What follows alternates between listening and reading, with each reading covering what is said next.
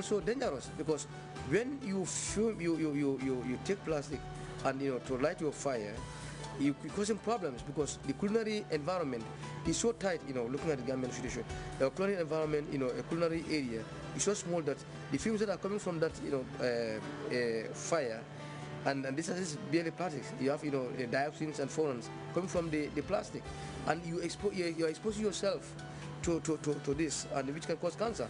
And sometimes you find some of the women carrying their babies on their back, and the babies are also exposed to that. So that by the time they reach a certain level, they start getting sick, of sickness of which the cause might not be easily detected.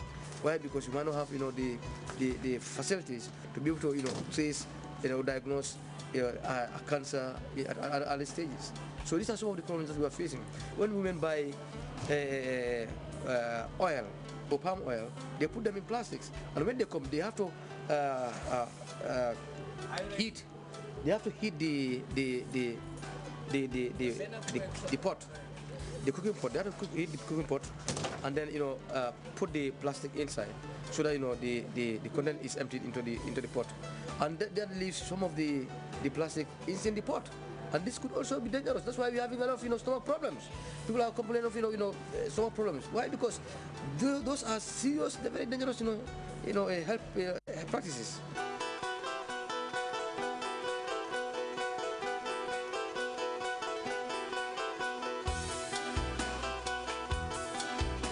Plastics should be considered as raw materials rather than waste.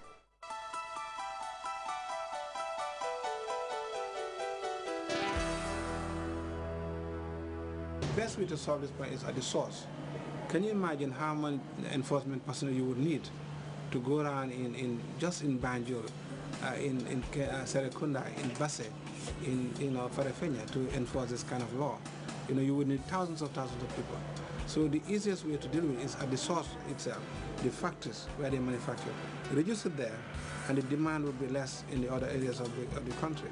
And that's the best way forward, because you cannot enforce it by having personnel everywhere. It's not possible. You have so many thousands of people doing this selling of plastic material, and to go around every one of them to enforce, you need to employ 20 times more than the personnel we have at the moment right now.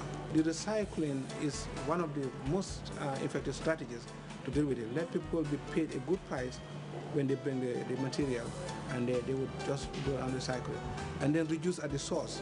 Let the factories reduce it as well, or make ones which are durable so you can use them overlay. If I had a plastic bag that I can use 3-4 times, why should I buy a new one?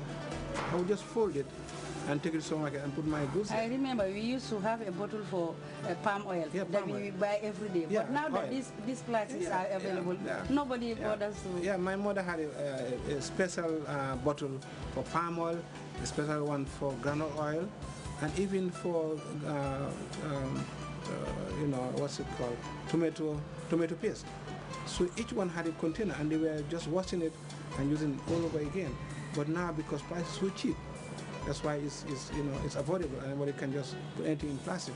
I even bought a pen, writing pen in a soap, local soap, and they gave me a plastic bag to put a pen inside, which I could put in my pocket, because it's so cheap.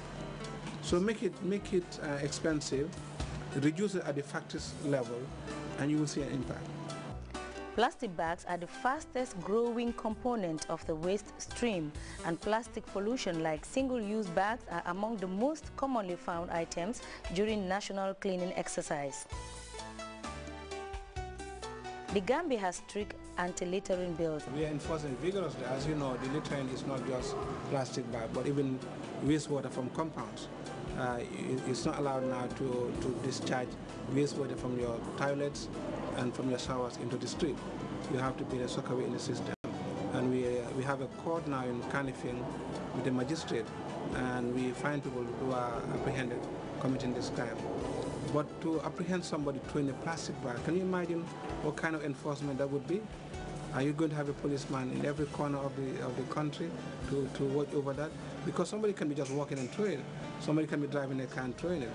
So the best way to sensitize people about the impacts of plastic in the environment, have TV programs, have radio programs, in newspapers, so that they know that what they're doing is harmful to all of us.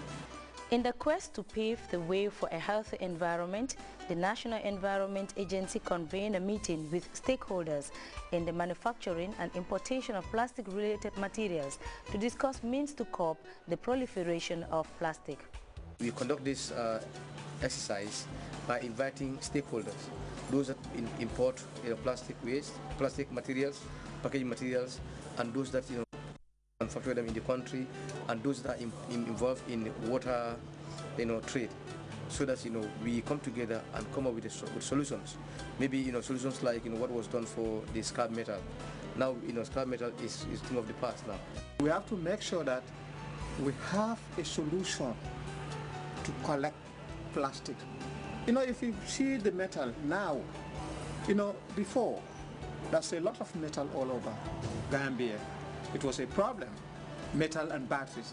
But today, you can go around, you won't find metal. Even people go to people's home and steal metal. Now the same thing can happen to plastic. We have to sensitize Gambians. We have to make sure that there is incentives to collect plastic. New policies are therefore needed to deal with the increasing amount of plastic litter polluting the environment, or better still, highly plastic items need to be banned. You see, the banning, that is not possible, because if you look at Gambia, all our domestic business, plastics is involved. You go to the market, you go to the supermarkets, you go everywhere, pharmacies, they are all using plastic.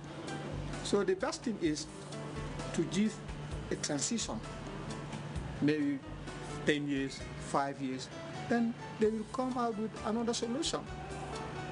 If that is going to be, if the banning is going to be the issue, then you have to give, a transition from 10 years or 5 years, then we come up with another solution to replace plastic. The most effective solution, of course, is for people to be responsible for their waste and take care of proper waste separation and recycle actions.